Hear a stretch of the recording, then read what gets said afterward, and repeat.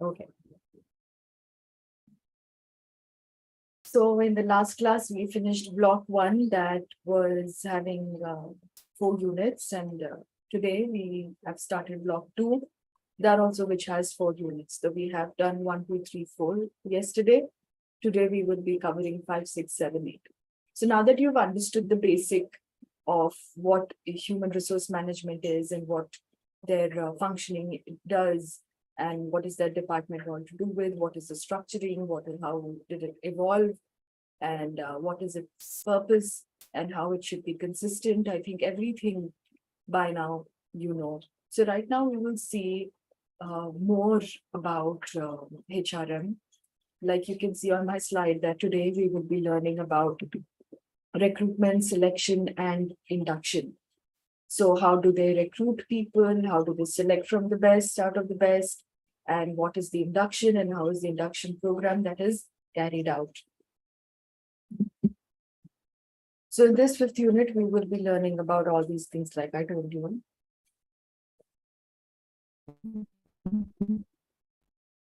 So coming to the introduction, the business world is changing and new paradigms and models are evolving. In all these models, employment policies and practices are integral and significant. The employment process begins with manpower planning and ends with placement. It consists of four processes, that is recruitment, selection, induction, and placement. Employment process not only seeks to attract, obtain, and retain the human resources, but also help maintain right composition of the workforce. To contribute to the achievements of strategic goals, it will have significant impact upon the employees, fit the organization's needs and culture, and upon long-range employment stability. Like I told you in my introduction, that what we are going to be learning in this class that is useful to all of us, because we all thrive to be employees in one of the organizations.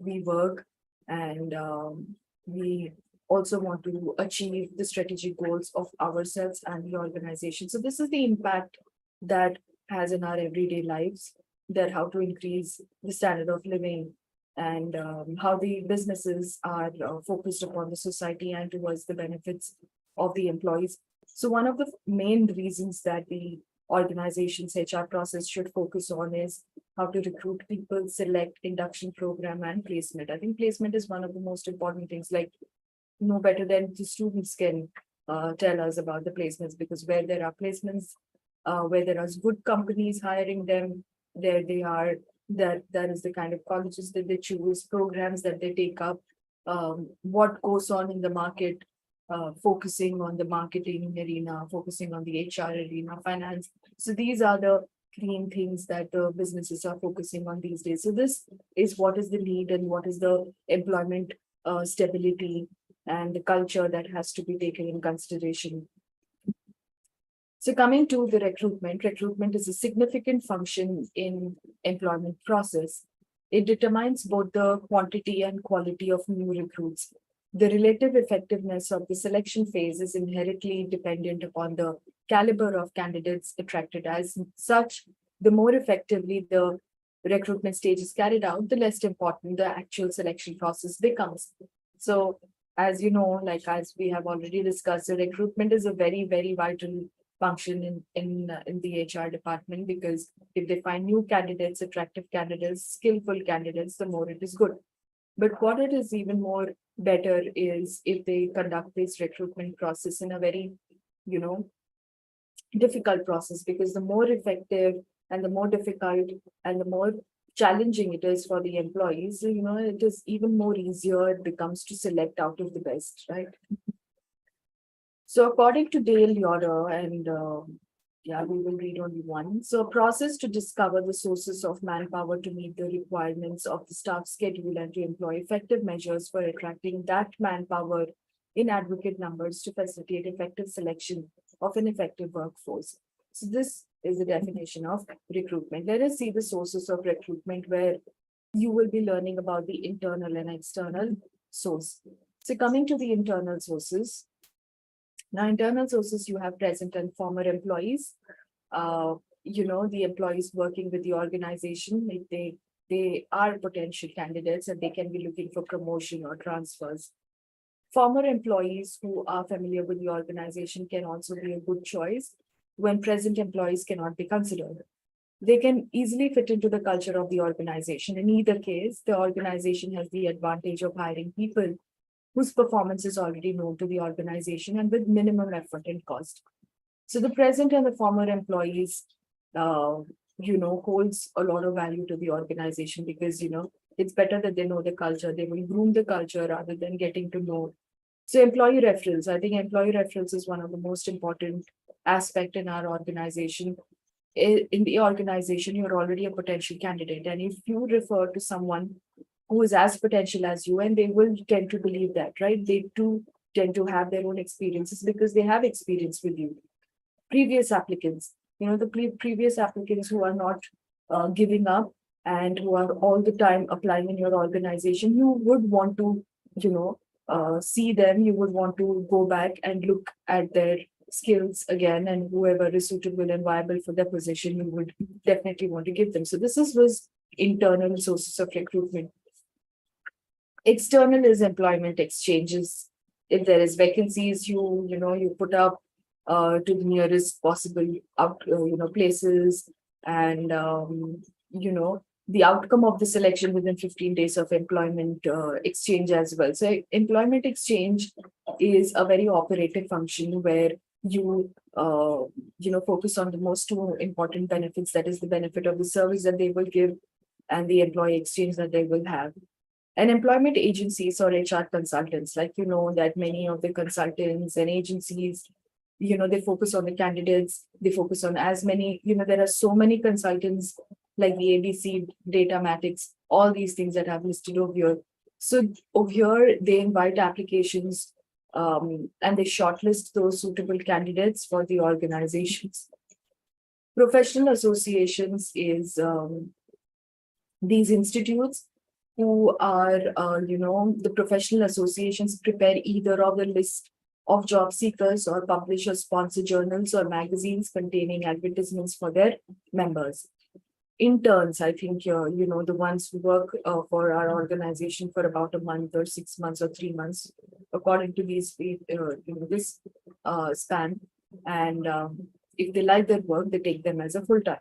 Educational campuses as well, I think we all know that the campuses that we all have studied in and studying in, and these good companies come up and they focus on the candidates who can be suitable for their organizations. Unemployed persons, the number of job seeking people in India is growing at 6% in India. As per information available on the official website of the Center for Monitoring Indian Economy, nearly 31 million unemployed Indians are looking for jobs. These job seekers from among the unemployed who fit to the job specifications of the company can be tapped through advertisements in different forms of media. So the advertisements that we see in, I think, which is Google, and wherever there are vacancies, wherever there are ads that are put up that we are focusing only on this particular position, they will definitely, put in their CVs. Employees in other organizations. So in case of highly talented jobs, there will always be shortage of persons who can deliver. So in such cases, companies resort to this competitive practice of inviting employees in rival organizations to join them. So this practice is also called as employee poaching. This is considered unethical and it weakens the competitor. So this was internal and external sources of recruitment. And coming to the methods of recruitment. Coming to the methods of recruitment, we have internal and external methods. Coming to the internal methods, it was more to do with word of mouth, employee reference, just like the way we have discussed the sources, and job posting wherever there is advertisements that are created, and internal posting, within the organization wherever they want to, promote them to a better or transfer them to a better position, or they want to take the candidates who have always been working well in-house recruitment. Communication tools, that is networking sites, magazines, journals, websites, succession planning, like, from the legacy, from retaining people, skilled candidates, they will definitely focus only on that. They will focus on the transferring of the employee from different jobs or from different localities, promoting them to the upward movement. So this was internal. But the external methods of recruitment is the walk-in applicants. If you and I want a job, we just walk in into any organizations. I think even ADP does that. We walk into these organizations and we ask if they are looking out for the candidates, and if their job profile is suiting to their requirements, then nothing like it. I think walk-in applicants these days, many of the freshers are doing that. Internship and apprenticeship. I think internship is one of the best schemes possible because the youngsters, they want to get into the internship just to prove their work and how trained they can be, and then later on take this as an opportunity.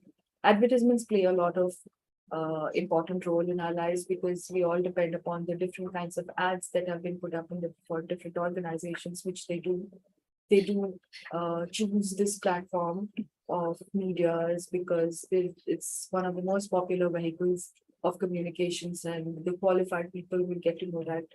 So that is when they see their ad and they put in their CVs. Placements and recruitment agencies and search consultants, all these headhunters, they search for these seniors marketers, they search for the viable, the suitable candidates who can match up to their job processes. Campus recruitment, I think, same thing we have studied in the sources. In this campus recruitment, we focus on the conducting workshops. They conduct workshops, they invite students in their programs. All these internship strategies play a very important role in their placements. Then you have social media and RPO, that is recruitment process outsourcing. So social media, like Facebook, Twitter, LinkedIn. I think LinkedIn is one of the most important websites, sites, that is actually very, very important for all of us because it is this LinkedIn platform is a place where we literally update our skills and we get a lot of job offers there. And that's how they hire the new talent. And that's how it is important for all of us. And recruitment process outsourcing is the third party who is responsible for placing people in the organization. Coaching and rating, like we have already seen, what is coaching and rating is the Indian software and the retail sector. Other sectors are known for coaching, buying talent rather than developing.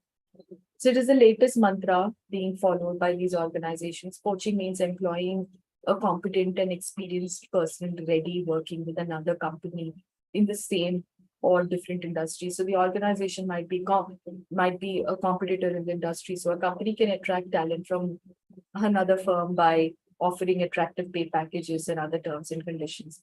E-recruiting, I think, with the artificial intelligence, web posting, AI candidate screening, online. I think now that we have classes online, so even with the help of chatbot, Facebook, WeChat, there's so many platforms out there where they will be screening the candidates and they will be recruiting the talented ones. Virtual reality, I think, is one of the most popular medium, which allows the candidates to walk through the workplace, participate in a mock client meeting or another relevant activity, and sit with the employee who talks about their typical day. So I think even this plays a very important role in employer branding and personal branding.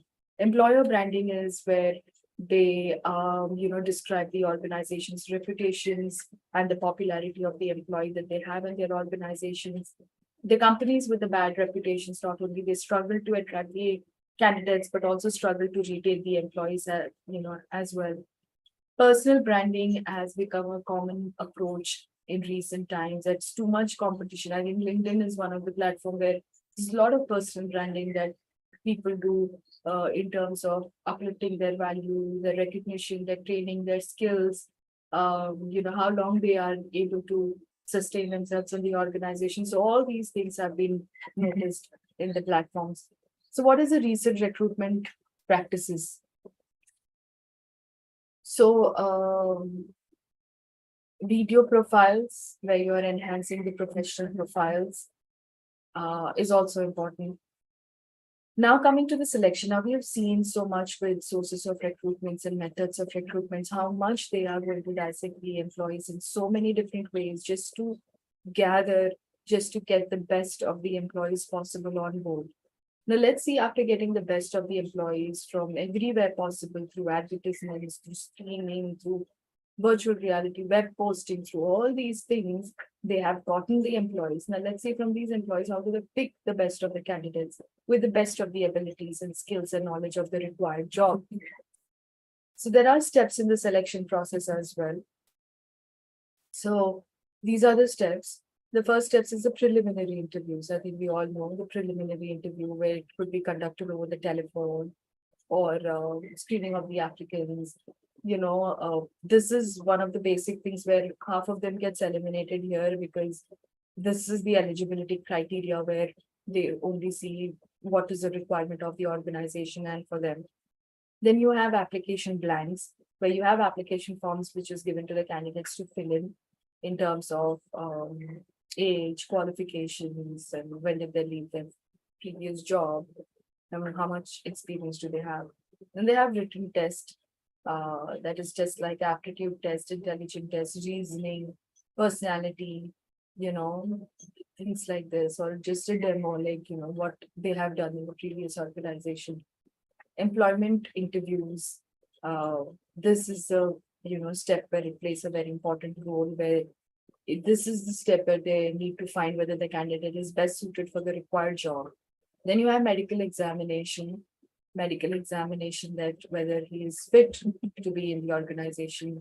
Reference check is whether he has come from a verified employer or not. And then the job offer is the letter that they have been selected and letter of appointment and the final job offer is the statement. It's a state that you give the salary and the other benefits that they have about the leave policy, medical leave, all these details will be there in that. And then next is the follow-up. Follow-up is through mails and through phone calls and to have a relationship building with the employee that, to know the status that when are they joining and, all these documents that are being required in the selection process. So there are types of tests like, that happened in the previous step that, we conduct certain tests. So there are different kinds of tests that organizations conduct like aptitude test, intelligence test, mechanical tests, psychomotor tests, and clerical aptitude tests.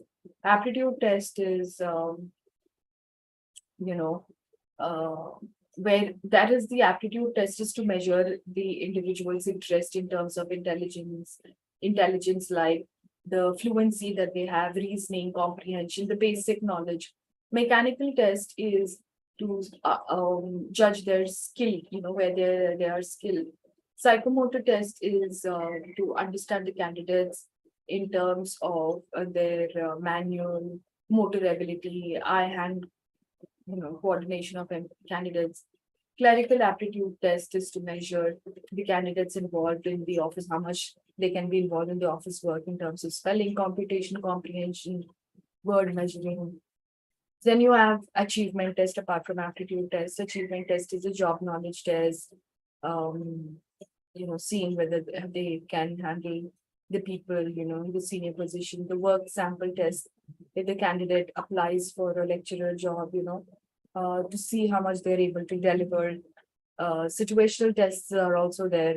In these tests, they evaluate the candidate in a similar real life situation in terms of GD rounds, in terms of in-basket rounds, where they're actually supposed to take a phone call, they're supposed to mail, they're supposed to talk, and all that. That's a real life. Then you have interest test and personality test. Interest test is the purpose to find out whether a candidate is interested in the job for which he has applied. Because basically we just apply just for the sake of it. There are many, and they just want to interview the candidate, and they just want to understand the fluency or their interest levels. And then you have personality tests where you have objective tests, projective tests, all these self-confidence, optimism, decision-making tests where you are able to understand the candidates. Then you have interview and types of interviews. The word interview is derived from the interview, meaning site between. So the interview and types of interview is basically defined for any purpose of personal conversation, communication between the two individuals. Interviews are planned conversation with the predetermined purpose that involve asking and answering questions. So an interview is a formal meeting where person or person, they ask questions, they consult, they evaluate based on the above things that we have discussed. So it is a context of employee selection or a formal conversation. So in these types of interview, we have based on purpose, where there is screening of the interview, screening of the candidates, their basic qualifications, positions, and all that. Then you have based on medium, where you have face-to-face interview, telephone interview, video conference. Then you have based on the type of questioning. So these are the different types of interviews. So in the based on the type of questioning, it is unstructured, or it could be a pattern view, a pattern where it is conducted and worked out in advance. Or you have depth interview, where you have the interview in depth of the knowledge, that is to know the history of the applicant as well, that is their health, their hobbies and all that. Then you have stress interview and behavioral interview. Stress interview is asking way too many questions to observe the applicant, whether they are very consistent with their answers. And then you have behavioral interview, where you are judging them according to how they are changing their behavior. Their behavior is being really examined. Then you are based on the number of persons. So the panel interview is where there is a group of experts who are sitting in, and they bombard people with a lot of questions, intimidating the candidate, and how well he will succeed in terms of leadership is also very important. So apart from knowing there are so many types of interviews, there are steps in the interview process that a candidate, the organization takes the candidate with. So in the first stage, you have the interview stages. In the interview stage, there is stage 1 where you screen the employee. Stage 2, that you have first round interviewer, objective questions. Then you have second round. That is stage 3. You have second round interview, where you normally just meet the manager in the organization and you just have the basic examination. Then you have stage 4. Then you have third round interview. If the third round interview that you've been called for, that means that they really are looking for hiring you. Then you have interview process, that is the process to hire the right people. So that is, these are the things that they give the candidate information, they get ready with panel questions, create the right ambience, welcome the interviewer and put him at ease, explain the purpose of interview and ask questions, listen and guide the interview, keep a record, negotiate compensation and the interview. How to make interview effective is, these are the things. How to make ourselves very, very effective in the interviews is be prepared. We all definitely need to be prepared and learn about the candidate, make the candidate comfortable, be consistent with your questions, ask appropriate questions, be conversational, be flexible, listen attentively, observe non-verbal signals, manage silence, invite interviewer to ask questions, provide a timeline. So these are the observational skills that you need to observe when you go for interviews, that if they maintain these basic skills, these basic actions, that means this organization is very stable and productive and they want effective exercises from the candidates. Now coming to the induction. What is induction? A new employee starts with an organization, builds awareness of the company and the job, develops skills and becomes productive and loyal member of the organization in due course of time. The 3 socialization processes that help employee in his journey as an employee are induction, orientation, and onboarding. So the 3 words are used interchangeably by some, but there are significant differences between them. So induction is an introduction process that the newcomers are always welcome to. And there is an orientation, there is onboarding integration process where the employees require the necessary knowledge and behaviors in order to become effective organizational members and insiders. So the concept and objective of induction, what is the basic objective of introducing these employees in your organization with all those parameters, is because you need to understand the new entrant. You need to formally and informally conduct and understand them, receive the employees, and have the basic information that these are the new ones that they're working with you. This is the basic concept. And the objective is definitely to reduce their anxiety, is to make sure that they are comfortable and they are fit in the organization, and you're able to even maintain productivity, and you are able to create the satisfied employees and avoid the labor turnover. Then you have types of induction program also. So apart from knowing the parameters, apart from knowing the objective, apart from knowing the whole process of induction, there are types of induction also. There is general induction where the employees are just basically known about the history and the mission and the policies of the organization. Then you have specific orientation program where the employees are given the knowledge about the specific position and their location. Follow-up induction is the guiding and the counseling and the efforts that they make to know the newcomer. So in the formal induction, these are the things that will go on. That is in terms of working environment, selection, procedure, and all that. Then you have induction for informal induction, that is the supervisory system and the buddy sponsor system, where the supervisory system, the supervisor briefs, and in the buddy sponsor system, an old employee gives in. Placement is definitely, I think we all know about it. Placement is assigning new people to the position. And see, when placing the employee, it is important to ensure that a proper match is made between the employee and the position. So this was the end of the 5th unit. Now coming to the 6th unit. So that was pretty much it about placement. You just had to know the basic thing, unlike the recruitment, selection, and induction process that you have so many methods and things. So even 6th unit is really, really small. You will be learning about mobility and separation. Mobility and separation, one of the most important aspects to know about the organization. That before, when you're separating, what are the policies that you have to keep in mind, you're demoting, where you're being transferred from one place to another. So all these effective exit interviews. So all this is basic knowledge that you need to have about, when you get into an organization. This is what is the structure that happens. So today, employee mobility is one of the most important issues for human resource managers to grapple with.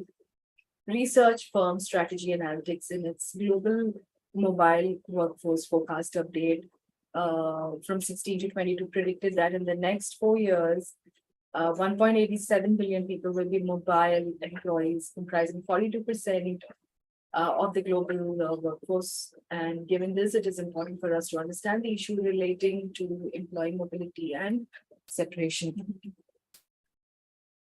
So meaning and types of mobility, I think we know what is mobility. And coming to the types, there is geographic mobility. Geographic mobility of workers involve movement of workers from one location to another. For example, the movement of an employee on transfer from Delhi to Hyderabad or from India to England. So this is geographic mobility. Occupational mobility is movement of workers to new jobs in the same or similar organization to the new industries. Organizational mobility is movement from one job to another in the same organization. Then you have industry mobility, where movement from one organization to another organization in the same or different industries will taking place. Horizontal mobility is movement of labor from one occupation to another in the same grade or level. Vertical mobility refers to the movement from lower grade to the higher grade, like a school teacher becomes the college teacher. Transfer is a change in assignments in which an employee moves from one job to another in the same level of hierarchy without much change in skills, pay, status, and responsibilities. The transfers are initiated either by the organization or by the employee. So you have types of transfer as well. Permanent transfers are made due to the changes in work or the death or the retirement or the resignation of the employee. So you have transfers can also be classified into 6 types. That is production transfer, divisional transfer, Remedial transfer, that is called as wrongly placed employees, definitely they would be transferring to the more suitable job. Replacement transfer, that is replacing an organization to, you know, to an employee who has been in the organization for a very, very long time. Um, versatility transfer aims at broadening the skill set of employees. Uh, how to ensure that they are grooming. Shift transfer refers to the change from one shift to another. Penalty transfer is initiated to penalize employees involved in undesirable activities. So these are very, very important for you to understand when we go anybody goes through this. You need to understand what are they actually focusing on, what is it that you're not giving, what is it that they're actually requiring. So they want employees to go through these, or the employees themselves, they want to resign or they want to shift to another organization. So these are the ones that you will have to keep in mind. Then you have transfer policy. Every organization has a transfer policy for its employees. A transfer policy is very essential to avoid biasness or favoritism and nepotism, victimization, and to create transparency amongst the employees and serve as a guide post to the manager making decisions. So a good transfer policy should be in writing and communicated to the employees in terms of their frequency, basis of transfer, authority for decision making, why have they decided this, job transferable changes in salaries or allowances, facilitators, all these things. Then you have promotion, you have different concepts of promotion, upward, more vertical movement of an employee from lower to the higher one with an increased salary, status and responsibilities, or a clerk becoming a superintendent for an office. So that is, so you have types of promotion as well. You have horizontal, vertical, drive promotion. Horizontal is shifted in the same category. Vertical is movement from a lower to the higher category. Drive promotion is when promotion is made without increase in salary as well. So promotion is a double-edged weapon. It is not properly used. It would cause jealousness and discontent among employees. Hence, so promotion policy is required to ensure that there is fair and consistent and transparent thing, that is specifying them while they are promoting, specifying the authority, specify when promotion decisions are made, specify the procedure to be followed in making promotion decisions, specify how employees will be communicating in different stages of life. Then you have demotion policy. That is where you're shifting the position, decreasing them in terms of their incompetency in disciplinary or staff reduction. I think just the other day we learned about how Amazon is also literally laying off excessive staff because of the business failure that they have adapted by spending a lot of money in taking up these shows, which is not watchable for the audiences. So there's a lot of policy also in this. There is so many policies. That is five policies in this. Yeah, 5 policies. So there should be a clear rule. There should not be any violation. There should be, if there is any violation, there should be taking a necessary step. Once the violation approved, there should be consistent and there should be enough room for the review as well. So making mobility very effective is to set goals, to create and discover talent, and to clear the path of progression, implement training programs, and make mobility decisions. And then coming, so these are the effective ones that you have to take in consideration. Coming to the employee separation. Employee separation refers to the process of managing the end of the employment cycle. That is, the employee separation may be painful either to the employee or the employer both. So when a competent employee leaves the organization for better opportunities, the employee will feel for the loss of good employee. But when employee is laid off due to the fall in production, employee will feel the pain of separation. When the employee who served the organization for a very long time retires, so both employer and employee will feel the pinch of separation. So there are so many different ways that a person is being separated. So there are types of employee separation as well. There is one that is resignation, voluntary resignation, or involuntary is where the organization creates this constructive thing of laying them off, or voluntary is where they just want to resign themselves. You have retirement where they reach to a certain age and they have to leave the organization, or the death of the employee, or the layoff and the organization do not want. You have retrenchment or dismissal. That is, retrenchment means the permanent termination of employee services for many of the economic reasons. Dismissal is businesses tend to dismiss employees for a plethora of behavioral reasons or unethical reasons or low productivity or failure to perform and all these reasons. Now coming to the exit interview, so for all these reasons where the employees are being separated from the organization, there is this process called an exit interview that they go through. Exit interview has a lot of benefits. That is, before leaving, the employee will definitely want to consider what the honest feedback that he will give to the organization, the criticism that he will provide, the insights about the management, and how to conduct is, the exit interview can help working relationship end on a good note. Uh, Plan the meeting, frame the questions, and make it very purposeful and ask a lot of questions. You need to record also this, and there should be a process. The employees' feedback is very important. So if you start hearing that many employees have left because the job was not what they expected to do when hired, so it may be an indicator that you need to audit your job descriptions or hiring practices. So how to make it very effective? It is to think and act empathy, make policies and procedures which is very clear and understandable, maintain good communication, and offer separation packages, and show respect, and make the exit interview a pleasant one. I think this was a very easiest topic where you can also connect. And understand. So next is again the interesting topic, that is training and development. That how the organization have different methods of training, on the job and off the job training methods that they give us, and the parameters that they will see us, whether how we are getting trained, developed. So this is what you will be learning. Training and development methods, evaluating and making the training and development effective. So I think very, very important aspect is training and development, where the organization should prioritize skilled and developed workers, where they are continuously learning. So what is learning? Learning is the ability of being taught and the ability of acquiring and absorbing new knowledge.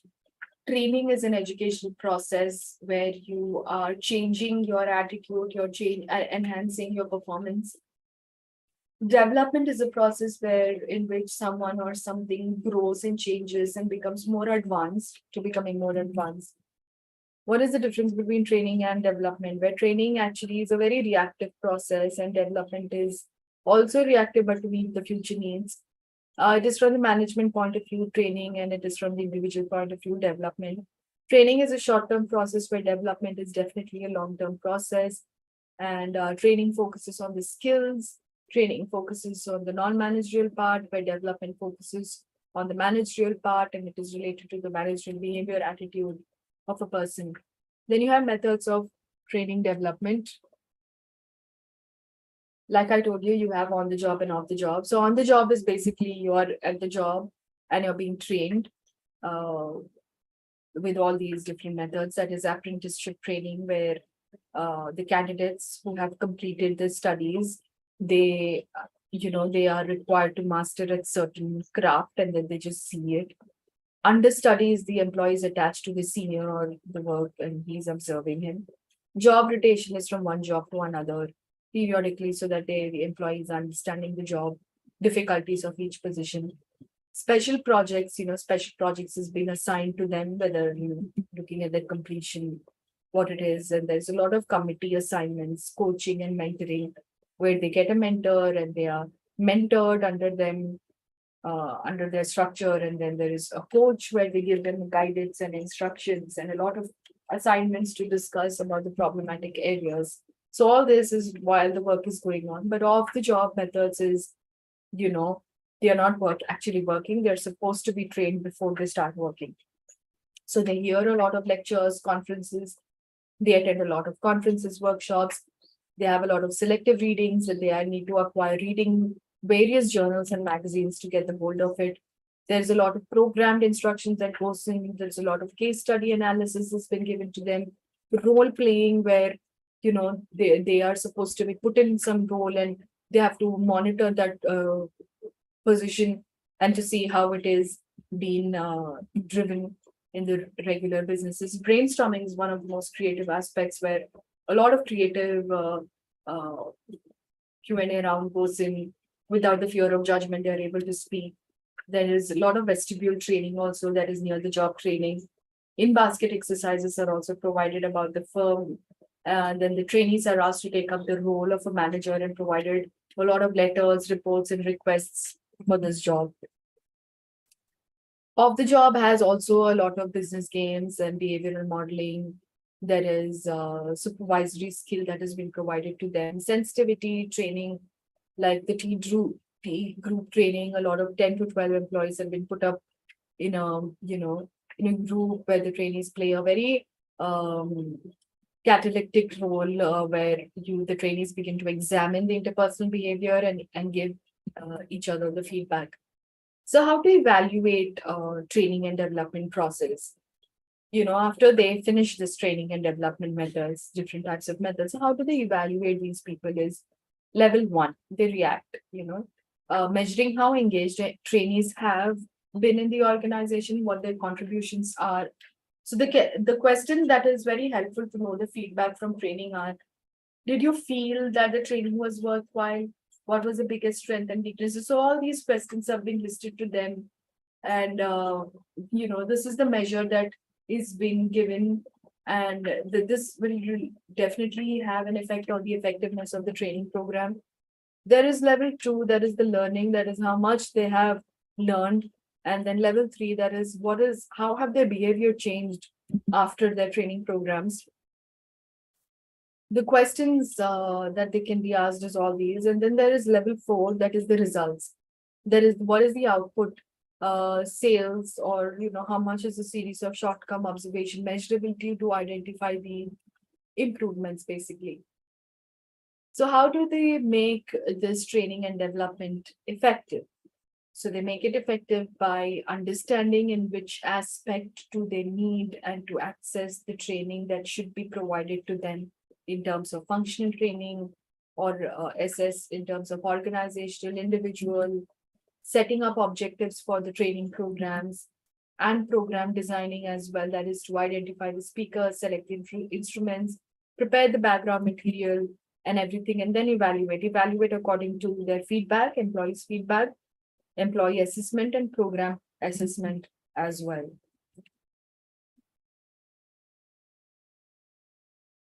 So that was the seventh unit as well. Now coming to the last one, that is the eighth one. Eighth unit on career development, which is again very important for us. In unit 8, we'll be learning about career planning and development. How do we shape our careers? These are the things that we'll be learning. So basically shaping our career. Basically, what is a career? Career is an occupation or a trade. Career can be a doctor, a teacher, or a carpenter, or anything, a series of jobs. And that includes the person's education and skills. So you have stages in career development. This stage is the Super's theory of career development, which started in 1957. The super theories of career development is, choosing an occupation where one is developing and seeking to implement his self-concept. There is job satisfaction, which is related to growth, which is related during, the growth period where an individual moves from play to work, by growing, self-directing, goal-oriented, persistent. When he reaches 4 to 10 years of age, where there's a lot of dominant career fantasies and individually fantasizes other career roles and achievements. Interest, where he's showing an interest, and capacity is where his requirements can be utilized or where he can utilize all his skills in a particular area. So this is Super's theory of career development. There is exploratory also, that is mid-teens through rough early 20s, where exploratory teens is where your preferences is with narrowing down your choices, right? When you're young, you're able to think so many things. But when you reach the mid age, you will be now thinking about narrowing your choices, tentative choices, crystallization of preferences, convert the general to the specific choices, and specification of a work of our vocational preferences as well. That is, an individual will try out his first hand on job and potential work and also try to learn more about the related opportunities. Then you have establishment. There is the mid 20s to the mid 40s. That is establishment. There is more productive and creative aspects in terms of trial and stabilization and advancement. Trial and stabilization is where the individual tries to settle down by making job choices, focusing on his interests. And once the job matches the career interest and aspiration, an individual tries to make the position secure and rewarding. So maintenance through the early 60s in this stage is established work patterns. Disengagement or decline is while your career is reaching a dead end, and one would start withdrawing slowly from the active work. Disengagement is whether you're in the 60s and 64, whether you have accepted retirement. And retirement age 65 and up is where some individuals may search for job opportunities and seek career orientation programs. They look for courses and training programs to help establish themselves in the new jobs. So career planning is where you're planning in opportunities, you're aware of the opportunities, suitable requirements, and then you develop your skills and knowledge and attitudes. So career planning in according to the Hall, according by Hall, 1986, career planning is a deliberate attempt by an individual to become more aware of his own skills and values and opportunities and choices and consequences. So it involves identifying career related goals and establishing plans for achieving these goals. So career planning is a process of systematically matching career goals and individual capabilities with opportunities for that fulfillment. So this was career planning. What are the features of career planning? So it is an ongoing process. It is an analytical in nature. It gives you analysis of self opportunities. So it involves a matching process for selection. It is done based on the good match between individual skills. And then it is forward looking as well. It is definitely forward looking because it is based on assumption and expectations regarding individual and organization. So career planning offers benefits to individual employee as well as to the organization. Definitely, I agree with this career planning. Career planning to employees is career planning helps individuals in making the right career choices, helps individual to take up study or training programs that contribute to the career development. This is for the employees. For the organization is that it helps the loyalty of the employees, understanding the senior management about the caliber and the capacity of the employees who can move upwards. Career planning is a prerequisite to succession planning as well. Career planning and manpower planning. So the comparison between them can be stated as manpower planning is organization oriented, whereas career planning is employee oriented. Manpower helps identify the opportunities for progression, whereas career planning provides opportunities for employee skill development. Manpower or human resource planning is necessary to ensure the continuity in the supply manpower to the enterprise. So without adequate supply of manpower, organization cannot achieve their goals. Career management is necessary for employee engagement. So without career management, employees stagnate in their positions and become frustrated. So manpower planning is a dynamic process of inventory and forecasting. Career planning being subset of manpower planning is similarly dynamic.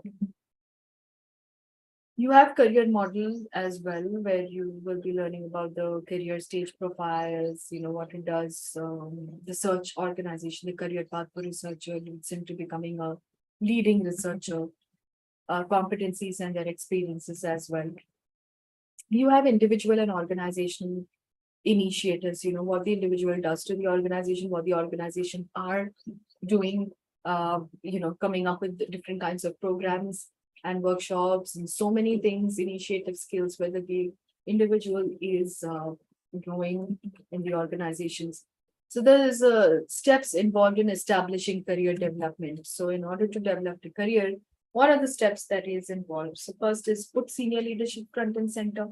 There is a senior leader should be highly visible, make it very clear to managers and employees at every level that this signals a cultural shift in how the organization views and is committed to career development. Build in accountability, that is, the leaders should be measured on how well they develop talent on their teams and across the enterprise with quantifiable KPIs such as an improvement in engagement scores or meeting a target or more diversity in leadership roles. Drive career development down into the organization, that is the careers, the high potential ones, the employees at all levels, and providing career growth resources, scaling to them. Use HR processes to develop people. That is, employers should use their core employment processes, especially the job design, training, and all that, and empower and support managers, empowering employees to have the informal as well as formal career discussion with a range of people can also help them. And also that there is a recent manpower group survey indicated that two-thirds of managers need help in developing coaching skills. Then you have connect several stands of career support, that is create that we might call a web of career support. This web should include at least one way of accessing career support, which is additional to the support provided to the individual's line manager. So basically, this is usually done in the interest of saving money and a better way of doing. So we know that the number one driver of individual career success is the ability to have meaningful career conversation with coach or a manager or a mentor. So how to make this, making career management effective is to be self-aware, career development planning and career exploration. Keep exploring, utilize your strengths and talents and experiences and motivation. See what is your current position, where you can go to a better position, where there are job opportunities. Explore yourself, decide on what is the progress that you want to make with your career. Lifelong learning, one thing you need to keep in mind that career is something which is lifelong learning. You have to keep, leveling up in with different kinds of courses, different kinds of job structures, different kinds of added skills that is required for your time and energy and resources. Networking, as much as you can, you need to do a lot of relationship building in the economy with companies, communities, and industries as well. So with this, we finish block 2. So we finished block 1 and block 2 in these 2 days. So I will see you all in the next week on Saturday. I will see you all with block 3 and block 4. All right. Thank you so much.